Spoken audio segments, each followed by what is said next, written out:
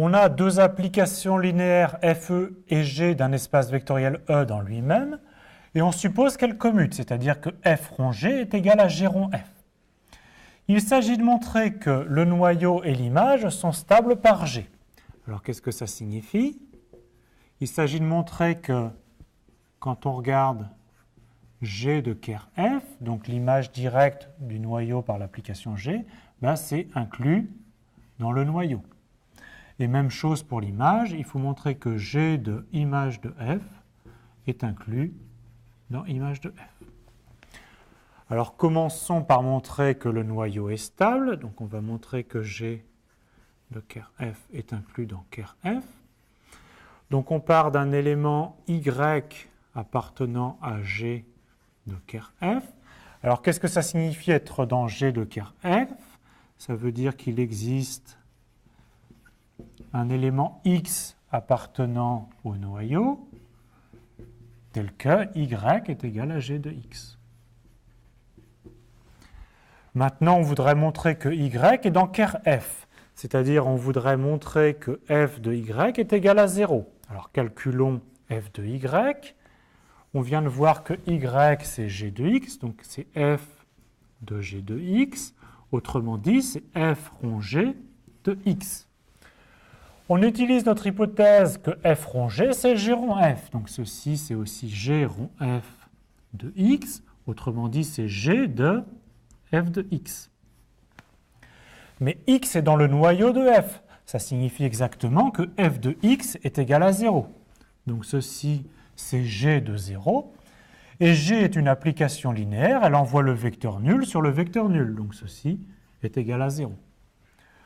On a montré que F de Y est égal à 0.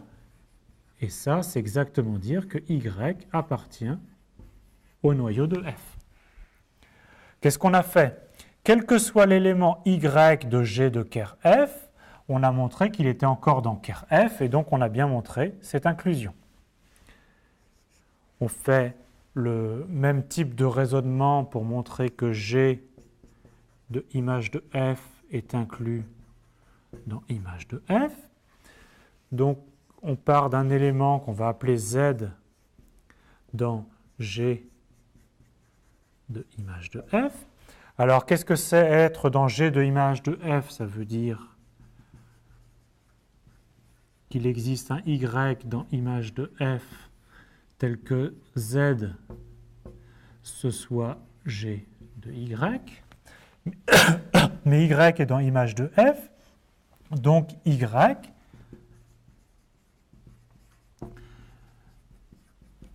peut s'écrire F de X pour un certain X, élément de notre espace vectoriel E. Alors maintenant, on aimerait montrer que Z est dans l'image de F, c'est-à-dire F de quelque chose. Alors réécrivons Z.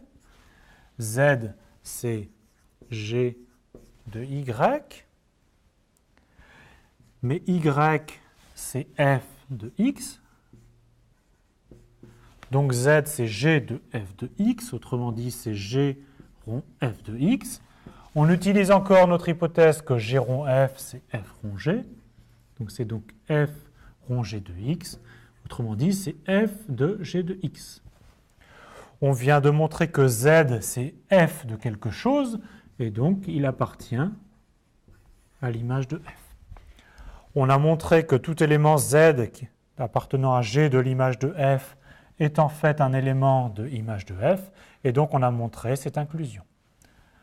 On a bien montré ce qu'on voulait, le noyau et l'image sont stables par G, bien sûr sous l'hypothèse que F et G commutent.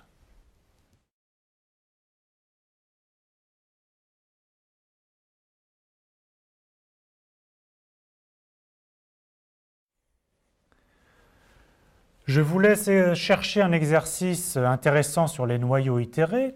Donc on prend E un espace vectoriel de dimension finie et F une application linéaire de E dans E. Alors en première question, vous devez montrer que le noyau de F est inclus dans le noyau de F rond F, qui lui-même est inclus dans le noyau de F rond F rond F. Et si je note F à la puissance rond P l'itéré P fois de F, alors il faut montrer qu'on a cette suite d'inclusion. En deuxième question, vous devez montrer de même une suite d'inclusion, mais dans l'autre sens. Vous devez montrer que l'image de f contient l'image de f rond f, qui, etc., contient l'image de f itéré p fois.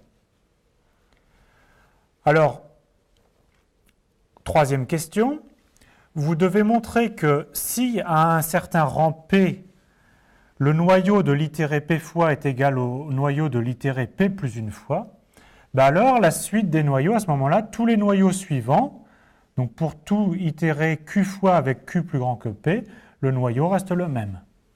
Même chose avec l'image de F itéré P fois. Et ensuite, il faut conclure la chose suivante, c'est qu'on a une suite croissante de noyaux, c'est-à-dire qu'ici, on a une suite d'inclusion strictement croissante. Et ensuite, à partir d'un certain rang, ça va être une égalité d'ensemble, donc une suite stationnaire, à partir d'un certain rang qu'on appelle R. Et vous devez montrer la même chose pour les images, c'est-à-dire qu'on a une suite décroissante, c'est-à-dire une suite d'inclusion stricte dans ce sens-là, et ensuite une égalité. Et ce qui est intéressant de montrer, c'est que ça devient stationnaire, c'est-à-dire qu'on a des égalités d'ensemble à partir du même rang R pour les noyaux et pour les images.